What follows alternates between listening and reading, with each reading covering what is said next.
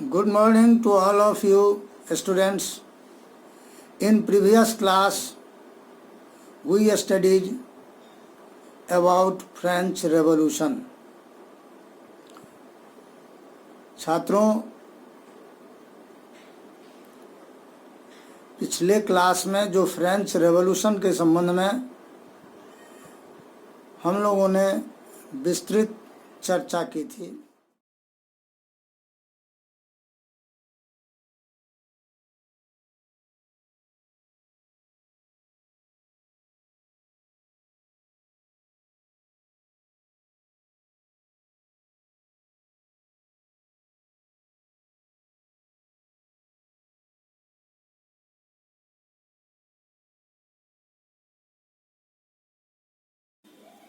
छात्रों,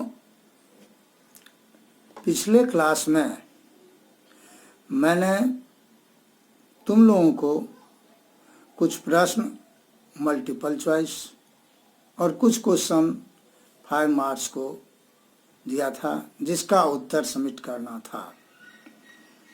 छात्रों, मैंने देखा है कि कुछ छात्र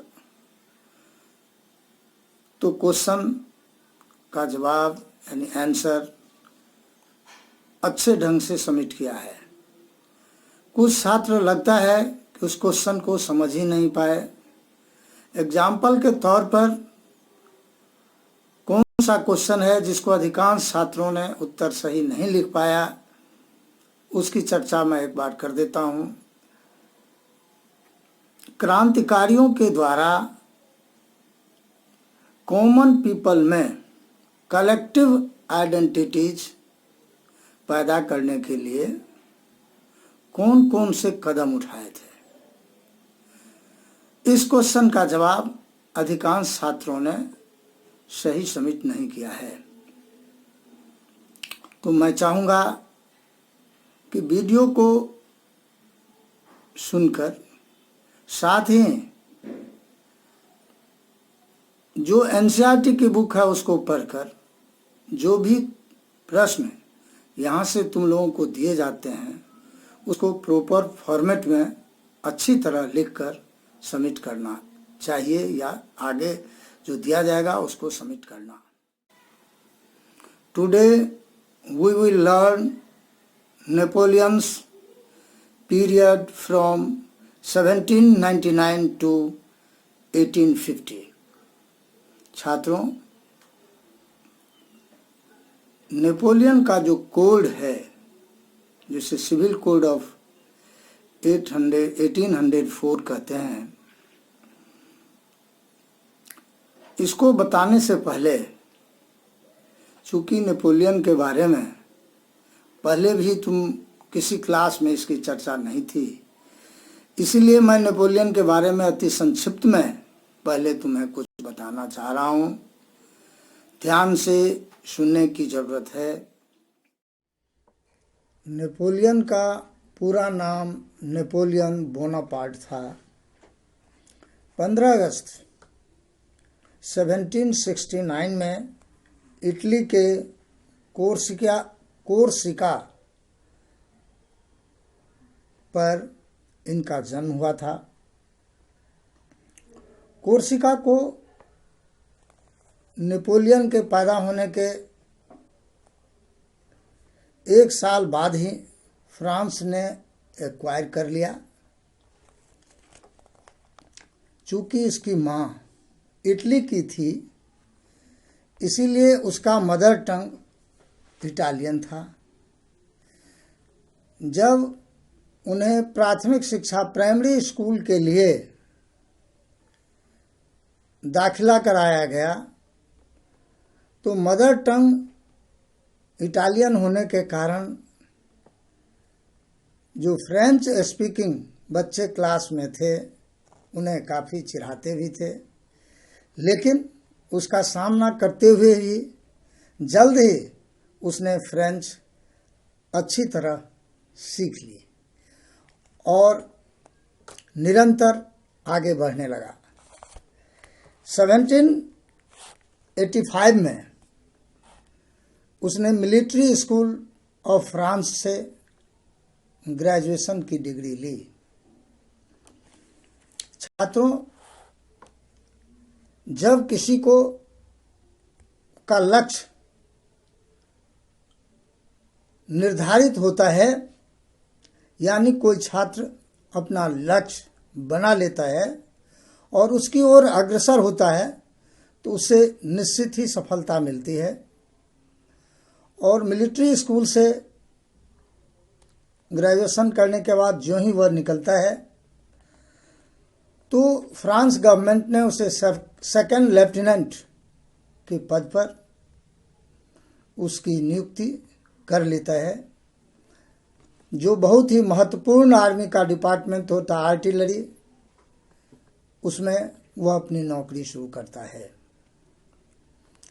चूँकि वह बहुत ही युद्ध कौशल में मिलिट्री की कैसे मॉडर्नाइज किया जाए, इंटरेस्ट के कारण और उसको युद्ध कौशल की में प्रवीणता को देखकर वहाँ की सरकार ने, यानी फ्रांस के शासक ने, उसे मात्र 27 वर्ष की उम्र में इंटरनल कमांडेंट बना दिया और फिर वह कभी पीछे मुड़कर नहीं देखा।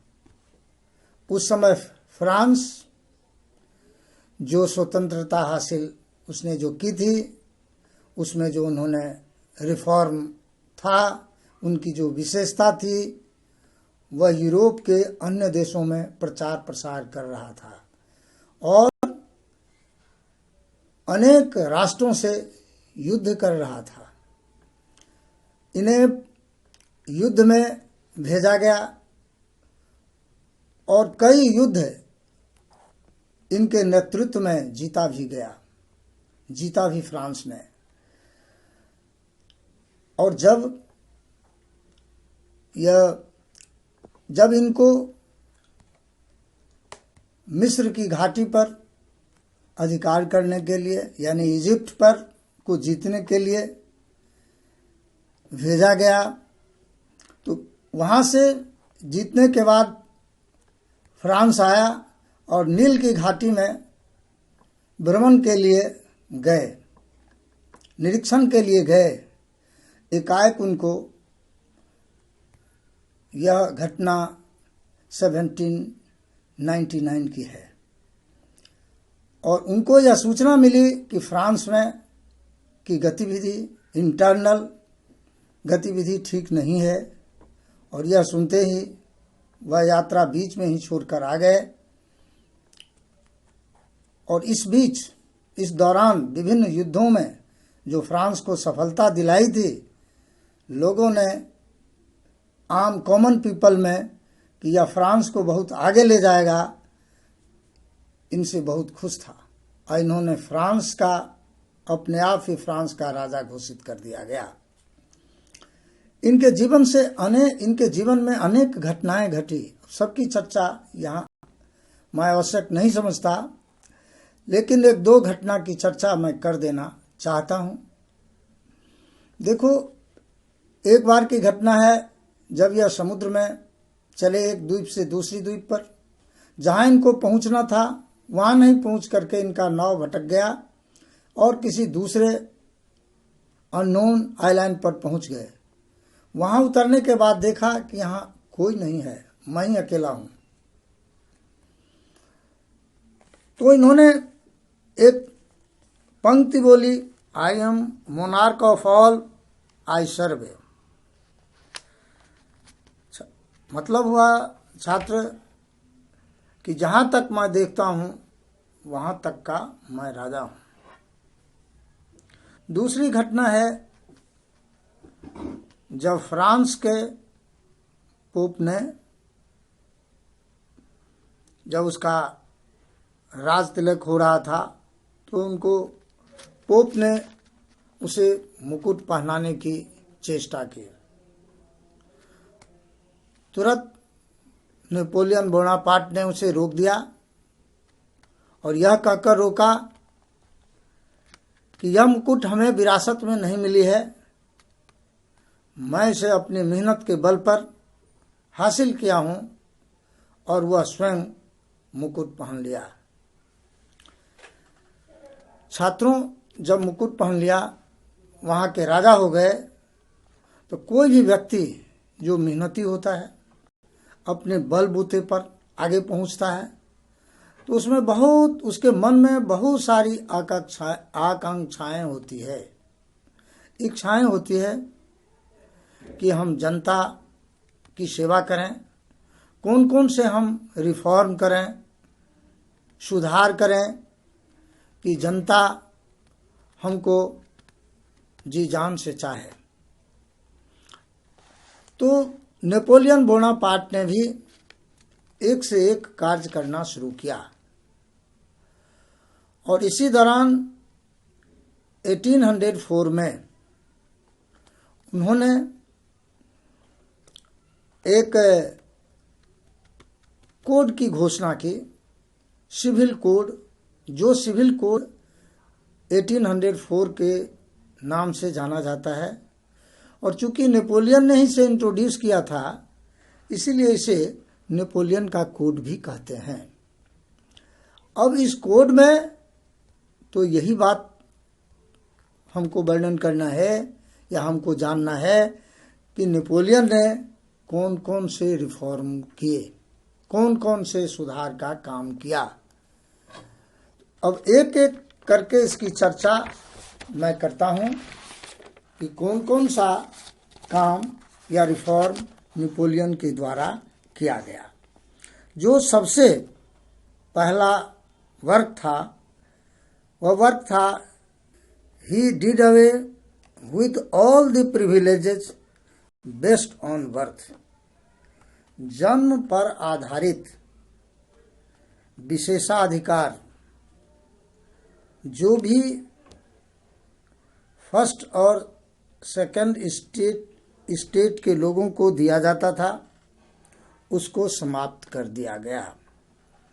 छात्रों, जो प्रिस्टली क्लास के लोग थे, उनकी जनसंख्या 1% थी और उनका अधिकार 15% संसाधन पर था, लेकिन साथ ही वे टैक्स फ्री थे, उनको कोई टैक्स देना नहीं पड़ता था। दूसरी जनसंख्या थी सेकंड स्टेट वालों की। सेकंड स्टेट वालों की जनसंख्या 2% के आसपास थी और 20 से 25% संसाधन पर उनका अधिकार था, और वो भी टैक्स नहीं देते थे। वे टैक्स क्यों नहीं देते थे? उनको टैक्स नहीं देने का उनके पास तर्क यह था कि वे राष्ट्र सेवा में लगे हुए हैं। यानी जो अपने यहाँ जो आईएएस होते हैं, कलेक्टर होते हैं, ब्यूरोक्रेट्स होते हैं, तो ब्यूरोक्रेसी में वहाँ वंश दर वंश कुछ मुट्ठी भर लोगों को, चाहे वह उस लायक हो अथवा नहीं हो, उन्हीं लोगों की नियुक्ति राजा कर लेते थे। तो वह यह कहकर टैक्स नहीं देते थे कि हम राज्य की सेवा करते हैं, तो हम इसलिए वह टैक्स हमको नहीं देना चाहिए, या वह नहीं देते थे, तो वो भी टैक्स फ्री थे। तो इन प्रिविलेजों को उन्होंने खत्म कर दिया। साथ ही कि जो वंश के आधार पर कुछ लिमिटेड फैमिली के लोग ही ब्यूरोक्रेट्स बनते थे, जो जिनका शासन में बहुत बड़ा योगदान होता था,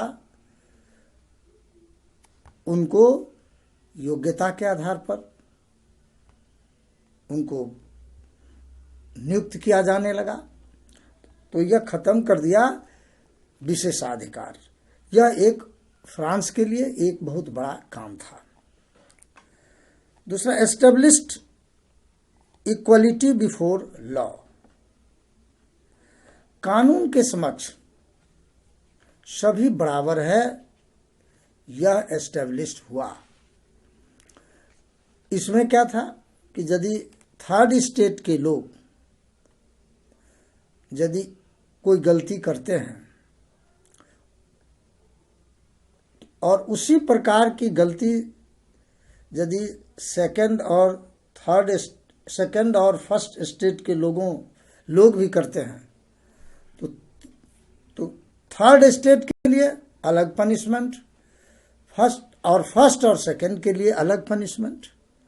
तो यह जो कानून के समक्ष बराबरी का भाव नहीं था, उसने स्थापित कर दिया कि कानून के नज़र में सभी बराबर है और पनिशमेंट भी बराबर होगा।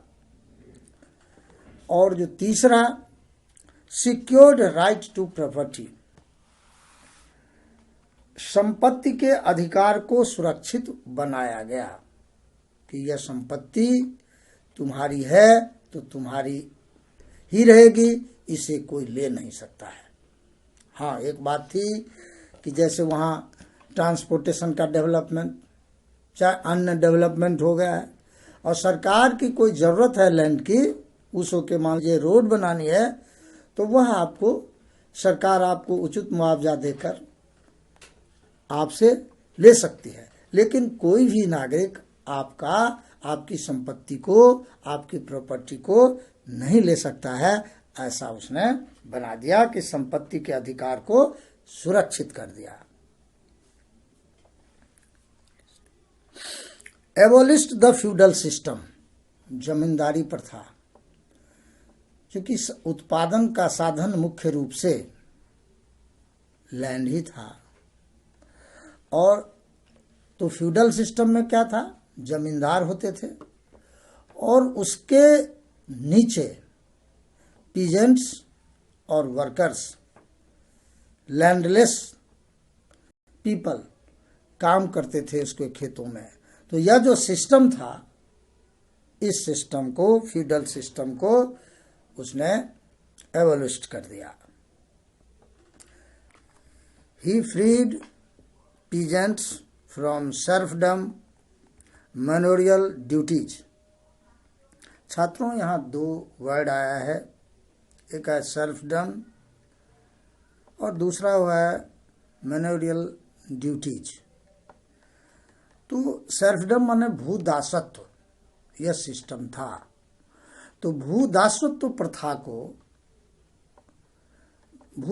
प्रथा को खत्म कर दिया, यानी भूमि वाले के पास पीजेंट काम करते थे और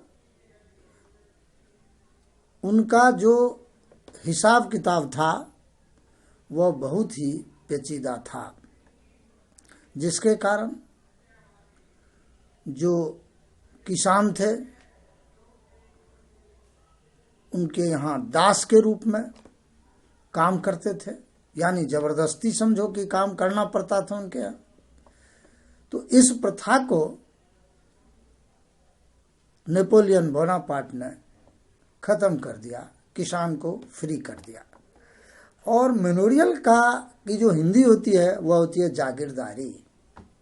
तो यह इस जागीरदारी में क्या था कि जागीरदार के पास जमीन होती थी और लोग उनके यहाँ जो काम करते थे, जो किसान, उनको कुछ टैक्स देना पड़ता था।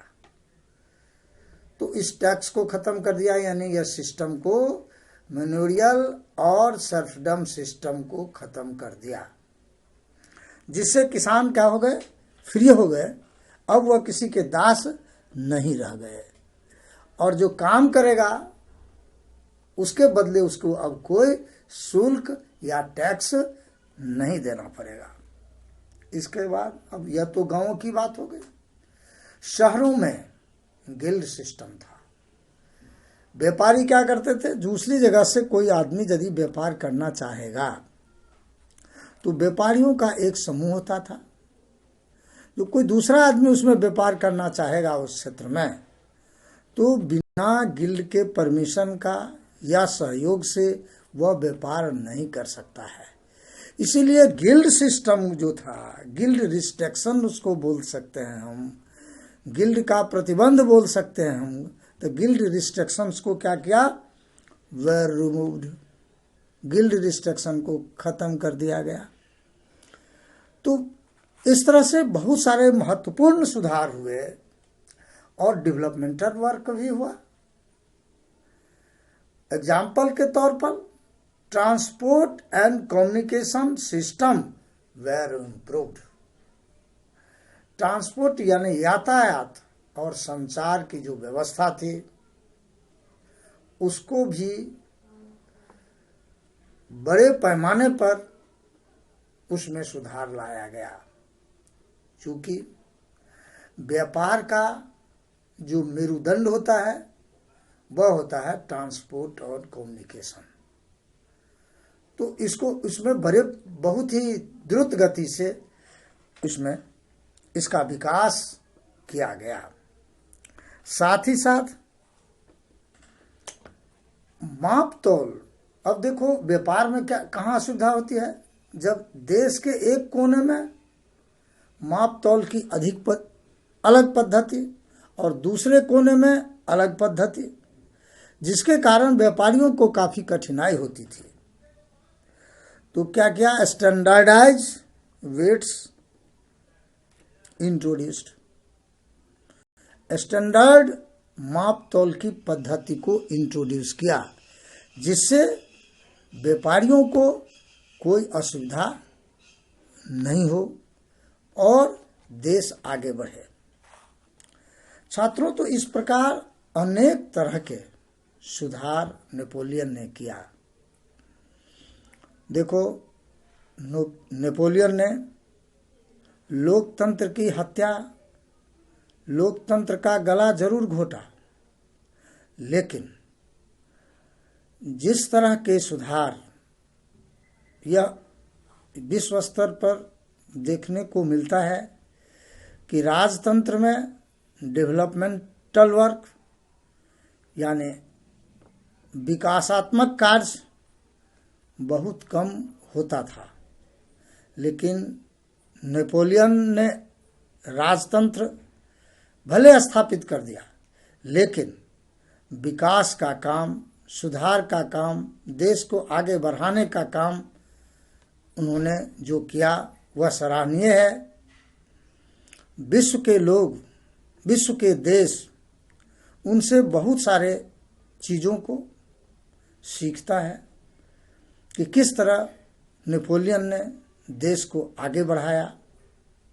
और फ्रांस में के अतिरिक्त, यानी फ्रांस जिन जिन देशों को जीता था उन देशों में भी नेपोलियन द्वारा इंट्रोड्यूस किया गया सब। और जिन जो देशों में राजतंत्र था वह नेपोलियन की सेना को, नेपोलियन के मिलिट्री को स्वागत करता था, इसीलिए कि वहाँ क्या है, निरंकुश शासन का अंत होगा यदि नेपोलियन आएंगे तब, और देश का विकास होगा। ये एक अलग बात है कि जब उनको यह बात समझ में आ गई कि पॉलिटिकल हमको इससे घाटा होगा, चूँकि नेपोलियन बराबर युद्ध लड़ने वाला व्यक्ति था, साहसी व्यक्ति था, और जब जो युद्ध लड़ेगा तो उसको पैसे चाहिए, और पैसा कहाँ से आएगा, तो वो टैक्स इम्पोज करता था। इसीलिए उनको कुछ विरोध भी हुआ, लेकिन कुल मिला के यदि हम यह कहें तो हम कह सकते हैं कि नेपोलियन द्वारा किया गया सुधार सराहनीय है, प्रशंसनीय है और अनुकरणीय है।